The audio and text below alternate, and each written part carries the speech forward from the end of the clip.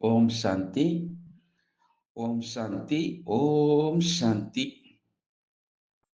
நாம் தொடர்ச்சியாக பாக்கிய விதாதாவிலிருந்து ஒவ்வொரு மகானாத்மா, ஒவ்வொரு ஆதிரத்னம், ஒவ்வொரு ராஜயோகிகள், ஒவ்வொரு ராஜயோகினிகள் தன்னுடைய அனுபவத்தினை ஒவ்வொரு நாளும் நாம் பார்த்துக் கொண்டு வருகின்றோம். எவ்வளவு உருக்கபூர்வமா இருக்குது பாருங்கள். அவர்கள் பாபாவோடு எவ்வளவு உண்மையாக இருக்கிறார்கள் அப்படின்று ஒவ்வொரு சின்ன விஷயத்தையும் பிரம்ம பாபாவோட கடிதம் மூலமாக அவர்கள் நிறைவு பெற்றிருக்கின்றார்கள் தன்னுடைய ஆசையை.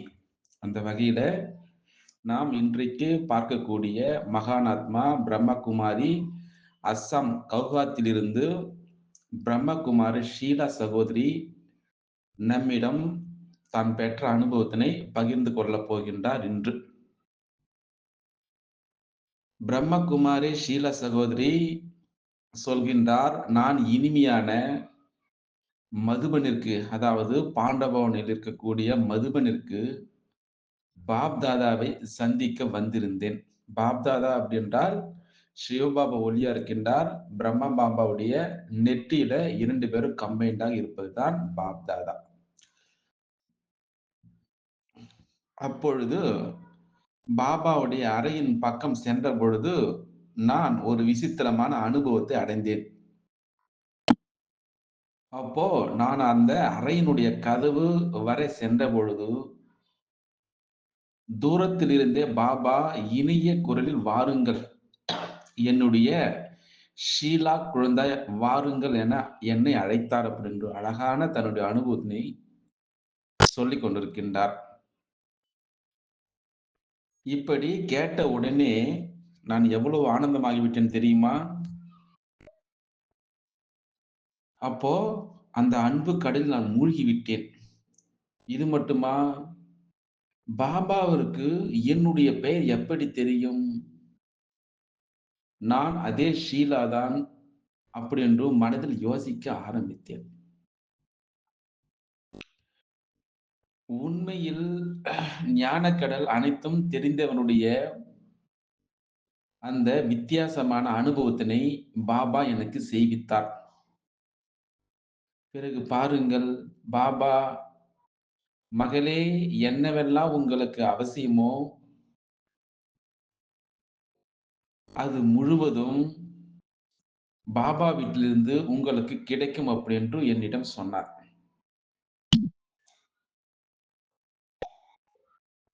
அப்போ நானும் மிக நீண்ட நேரம் வரை பாபாவை பார்த்து கொண்டே இருந்தேன்.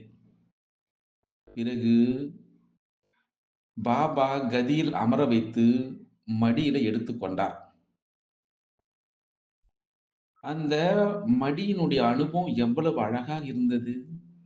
அதை பற்றியெல்லாம் கூற முடியாது. அவ்வளவு அனுபவம் எனக்கு ஆனது.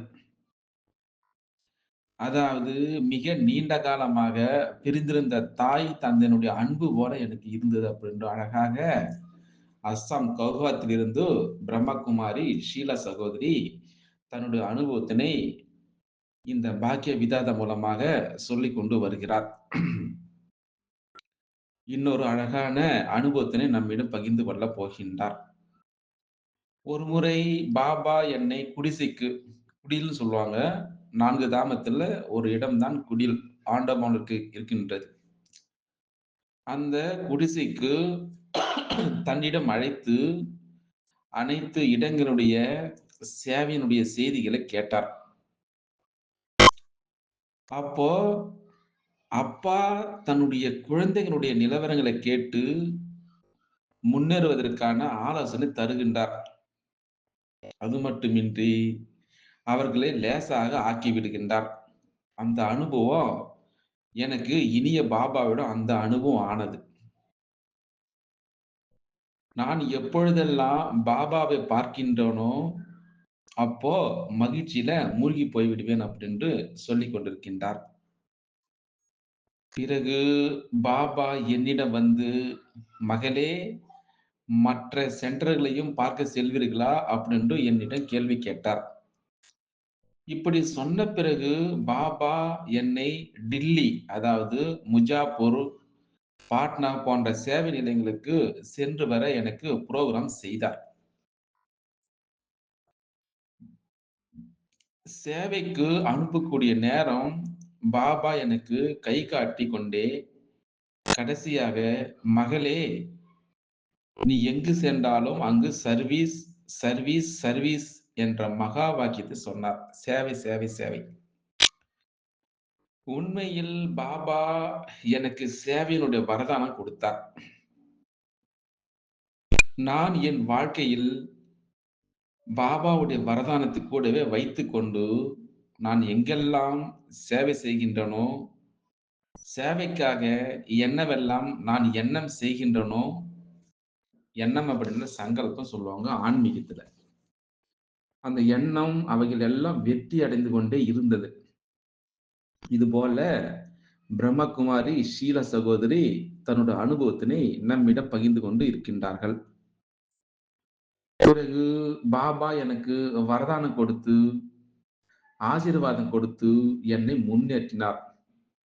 அது மட்டுமின்றி சேவையில, ஈஸ்வரிய சேவையில வெற்றியினை எனக்கு பிறப்புரிமையாக அனுபவம் செய்வித்தார். எவ்வளவு அழகா சொல்றாங்க பாருங்கள். என்னுடைய வாழ்க்கையினுடைய ஒரு புண்ணியமாக இப்படி சர்வசக்திவான் பாப்தாதாவை இந்த கண்களால் பார்க்கக்கூடிய, இந்த கண்களால் அனுபவக்கூடிய அந்த சக்தியினை அடைய அவருடைய மடியில் நான் செல்வதற்கான எனக்கு பரம சௌபாக்கியம் கிடைத்தது அப்படின்னு அழகாக சொல்லிக் கொண்டிருக்கின்றார். இது யாருக்காவது கிடைக்குமா? பரமாத்மாவுடைய மடியில சாகார பிரம்ம பாபா நெத்தியில உட்கார்ந்திருக்கும் பொழுது, அவருடைய மடியில் உட்காரக்கூடிய பாக்கியம் யாருக்காவது கிடைக்குமா? எவ்வளவு மக்கள் தொகை இருக்கின்றார்கள். ஆனால் நம்முடைய ஆன்மீக சகோதரி ஷீலா சகோதரி அந்த பரம சௌகிய பாக்கியத்தை நம்மிடம் பகிர்ந்து கொண்டிருக்கின்றார்.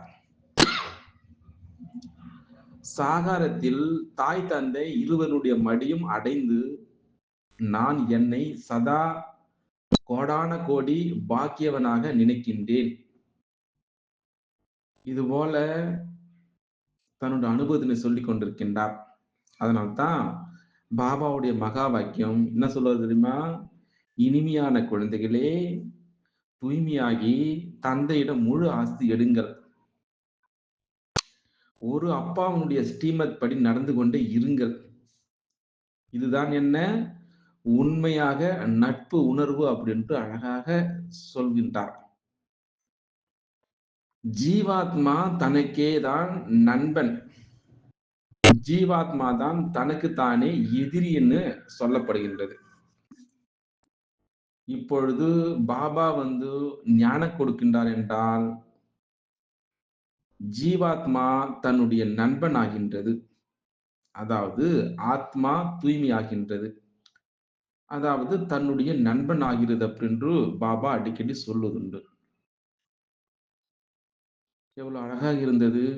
அசாம் அந்த மாநிலத்திலிருந்து கவுகாத்திலிருந்து பிரம்மகுமாரி ஷீலா சகோதரி இவ்வளவு நேரமாக நம்மிடம் அழகாக பாபா மிக பணிவான சேவாதாரியாக இருந்து என்னையும் சேவை செய்ய வைத்தார் அப்படின்று இந்த பாக்கிய விதாதம் மூலமாக இவ்வளவு நேரமாக தான் பெற்ற அனுபவத்தினை அந்த தாய் தந்தை இருவருடைய மடியில் பெற்ற அனுபவத்தினை நம்மிடம் பகிர்ந்து கொண்டு அழகாக இவ்வளவு நேரமாக இருந்தோம். பார்ப்போம் நாளைக்கு இன்னொரு அழகான மகான் ஆத்மாவை பற்றி பார்க்கலாம்.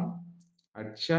ஓம் சாந்தி, ஓம் சாந்தி, ஓம் சாந்தி, ஓம் சாந்தி, ஓம் சாந்தி, ஓம் சாந்தி. நாம் தொடர்ச்சியாக பாக்கிய விதாதாவிலிருந்து ஒவ்வொரு மகானாத்மா, ஒவ்வொரு ஆதிரத்னம், ஒவ்வொரு ராஜயோகிகள், ஒவ்வொரு ராஜயோகினிகள் தன்னுடைய அனுபவத்தினை ஒவ்வொரு நாளும் நாம் பார்த்து கொண்டு வருகின்றோம். எவ்வளவு உருக்கப்பூர்வமா இருக்குது பாருங்கள். அவர்கள் பாபாவோடு எவ்வளவு உண்மையாக இருக்கிறார்கள் அப்படின்று ஒவ்வொரு சின்ன விஷயத்தையும் பிரம்ம பாபாவோட கடிதம் மூலமாக அவர்கள் நிறைவு பெற்றிருக்கின்றார்கள் தன்னுடைய ஆசையை. அந்த வகையில நாம் இன்றைக்கு பார்க்கக்கூடிய மகானாத்மா பிரம்மகுமாரி அஸ்ஸாம் கவுகாத்திலிருந்து பிரம்மகுமாரி ஷீலா சகோதரி நம்மிடம் தான் பெற்ற அனுபவத்தினை பகிர்ந்து கொள்ளப் போகின்றார் இன்று. பிரம்மகுமாரி ஷீல சகோதரி சொல்கின்றார், நான் இனிமையான மதுபனிற்கு, அதாவது பாண்டபவனில் இருக்கக்கூடிய மதுபனிற்கு பாப்தாதாவை சந்திக்க வந்திருந்தேன். பாப்தாதா அப்படி என்றால் சிவபாபா ஒளியா இருக்கின்றார். பிரம்ம பாபாவுடைய நெற்றியில 2 பேரும் கம்பைன்டாக இருப்பதுதான் பாப்தாதா.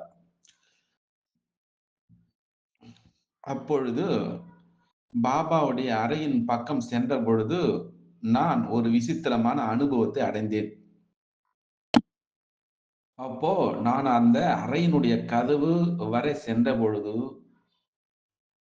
தூரத்தில் இருந்தே பாபா இனிய குரலில் வாருங்கள், என்னுடைய ஷீலா குழந்தாய் வாருங்கள் என என்னை அழைத்தார் அப்படின்னு அழகான தன்னுடைய அனுபவத்தினை சொல்லிக் கொண்டிருக்கின்றார். இப்படி கேட்ட உடனே நான் எவ்வளவு ஆனந்தமாகிவிட்டேன் தெரியுமா? அப்போ அந்த அன்பு கடலில் நான் மூழ்கி விட்டேன். இது மட்டுமா? பாபாவிற்கு என்னுடைய பெயர் எப்படி தெரியும்? நான் அதே ஷீலா தான் அப்படி என்று மனதில் யோசிக்க ஆரம்பித்தேன். உண்மையில் ஞானக்கடல் அனைத்தும் தெரிந்தவனுடைய அந்த வித்தியாசமான அனுபவத்தினை பாபா எனக்கு செய்வித்தார். பிறகு பாருங்கள், பாபா, மகளே, என்னவெல்லாம் உங்களுக்கு அவசியமோ அது